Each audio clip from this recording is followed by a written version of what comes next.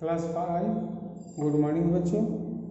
आज मैं आप लोग को हिंदी व्याकरण का लेसन 3 वर्ण संयोग और वर्तनी के विषय में बताने जा रहा हूँ, जिसे ध्यान से सुनिए। जैसे आ जोर म हलंत जोर अ, ये 3 वर्णों के मिलने से आम शब्द बना। इस शब्द में स्वर तथा व्यंजन की संयुक्त ध्वनियां हैं। स्वर आ, व्यंजन म हलंत प्लस अ। यहाँ स्वरों का उच्चारण स्वतंत्र रूप से हुआ है, परंतु म का उच्चारण करने हेतु अ ध्वनि की सहायता ली गई है। इसलिए म व्यंजन वर्ण हुआ, क्योंकि व्यंजन वर्ण के उच्चारण करते समय हमें स्वर की सहायता लेनी पड़ती है। तो क ख से लेकर यरल अव तक जो वर्ण लिखते हैं वो सब व्यंजन वर्ण है, जिसके उच्चारण में हम स्वर की सहायता से बोलते हैं। अब आइए व्यंजन का स्वर से संयोग। अकेले व्यंजन के उच्चारण में अ का मेल पाया जाता है। जैसे क हलंत प्लस अ के मिलने से क बना, उसी प्रकार च हलंत प्लस अ के मिलने से च बना। यानी इस वर्ण के उच्चारण करते समय हमें अ ध्वनि की मदद लेनी पड़ रही है। तो व्यंजन के साथ अ के अतिरिक्त अन्य स्वरों का मेल करते समय उनका मात्रा रूप प्रयोग में लाया जाता है। कौन रूप प्रयोग में लाया जाता है? मात्रा रूप। जैसे ता, कु, ने, बु, री आदि। जैसे ता, इसमें आ मात्रा की मदद ली जाती है। कु, इसमें हर्ष उकार की मात्रा की मदद ली जाती है। ने, इसमें ए की मात्रा ली जाती है। अब आइए जिन व्यंजनों में पाई होती है उनमें स्वरों का लोप करने अथवा उन्हें आधा लिखने के लिए उनकी पाई हटा दी जाती है और अलग व्यंजन को उसमें मिलाकर लिखते हैं। जैसे ज, तो ज लिखते हैं, और यदि आधा ज लिखना है तो इस पाई को हटा दिए तो इस प्रकार आधा ज हुआ। ये आधा ज से शब्द बना ज्वर, छज्जा, सज्जन। अब 2 में आइए। जिन वर्णों में पाई नहीं होती उन्हें लिखकर उनके नीचे या तो हलंत का चिन्ह लगा देते हैं या अगले व्यंजन को उनकी शिरोरेखा हटाकर पहले लिखे वर्ण के नीचे लिख देते हैं। जैसे द लिखना है तो द में हलंत लगा दिए। क्यों द में हलंत लगा? क्योंकि इसमें पाई नहीं है। पाई रहता तो पाई हटाकर आधा वह अक्षर बना देते, लेकिन इसमें पाई नहीं है तो ऐसे वर्णों को आधा करने के लिए उसमें हलंत लगा दिया जाता है। जैसे द्वार, द हलंत व आकार र मिलकर क्या बना? द्वार।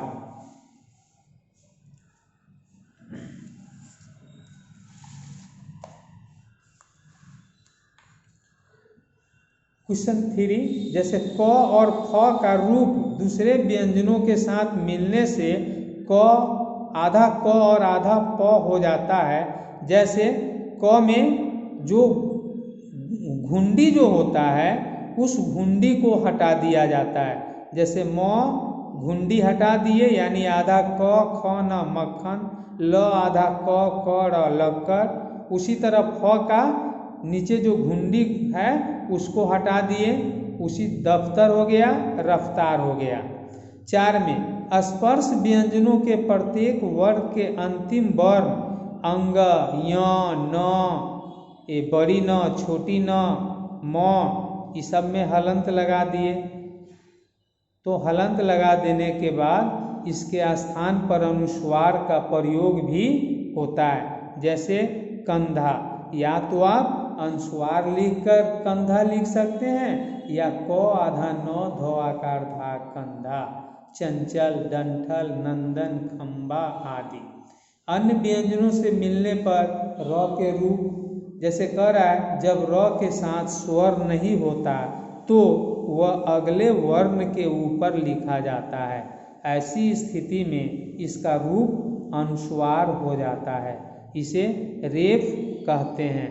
जैसे क ऊपर रेफ र कर्म, ध ऊपर का र आ म धर्म, च ऊपर का र म चर्म।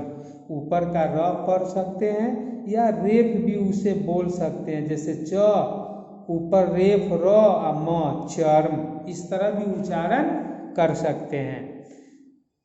तो इस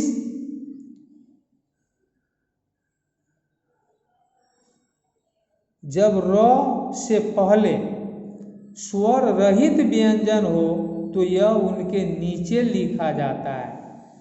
उस स्थिति में इसका रूप होता है ए, इसको पदेन र बोलते हैं। जैसे प हलन प्लस र मिलकर क्या हो गया प्र, त और र के मिलने से त्र। उसी तरह क और र के मिलने से क्र, ग हलंत र के मिलने से ग्र, स हलंत र के मिलने से स्र, म हलंत र के मिलने से म्र आदि होता है। जब ट हलंत और ड हलंत के साथ र मिलाया जाता है तो यह इस तरह ए गोल, जिस अक्षर के नीचे गोला बना होता है उसमें इस र का प्रयोग करते हैं। जैसे ट ड के नीचे स्थान पाता है ए, जब ट के नीचे र ड के नीचे र लिखाता है। जैसे ट्रक, ये ट देख रहे हैं नीचे गोल घुंडी घुमा हुआ है, तो इस तरह के जो भी अक्षर होता है उसमें नीचे दो चिन्ह खींचकर र बना दिया जाता है। जैसे ट्रक, राष्ट्र, ये ड में भी नीचे गोल घुमा हुआ है तो ये हो गया ड्र, ड्रम, ड्राम, ट्राम इत्यादि। अब आइए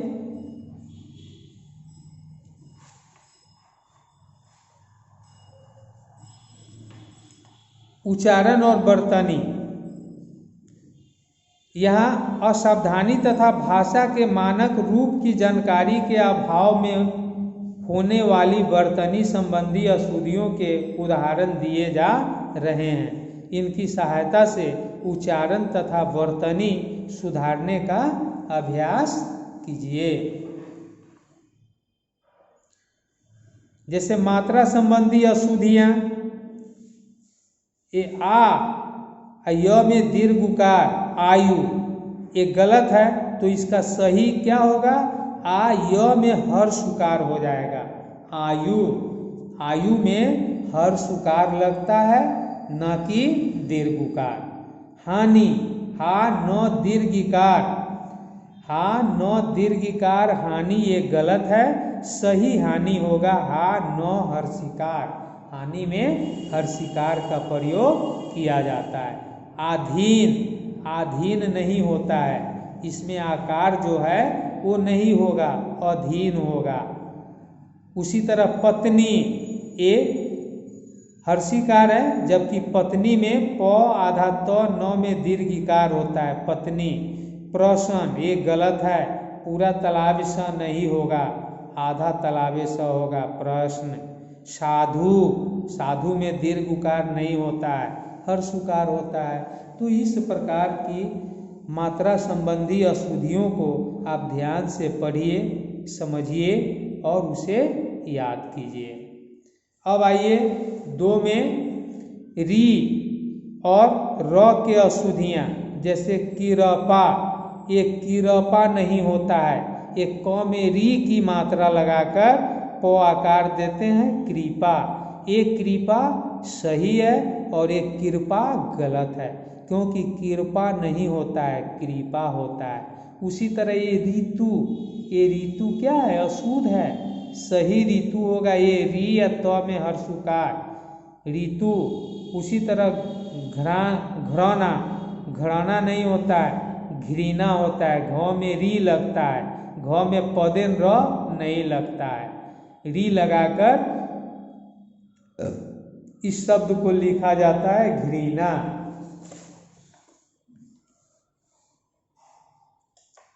उसी तरह गृहस्थी नहीं होता है, गृहस्थी।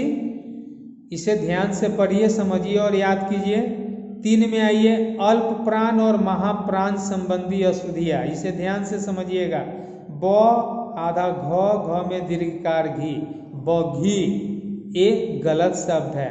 बघी में घ संयुक्त नहीं होगा, ग संयुक्त होगा। जैसे ब आधा घ में दीर्घकार घी, बघी।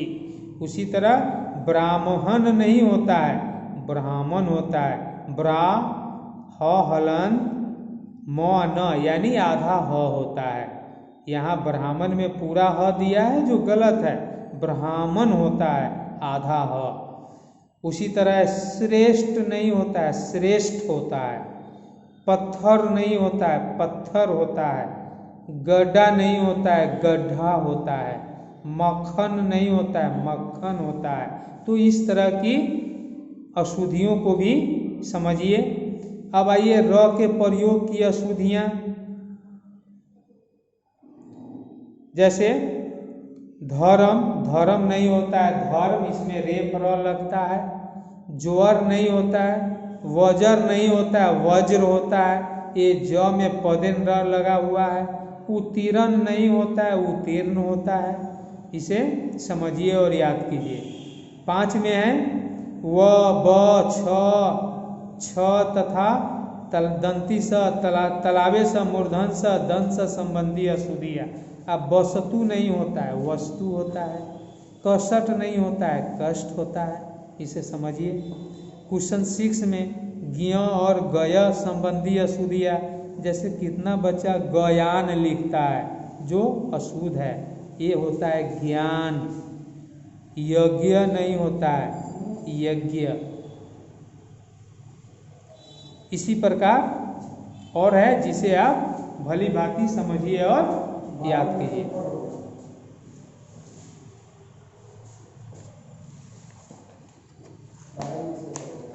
और ये एक्सरसाइज जो है इसे आप स्वतः बनाइएगा। धन्यवाद।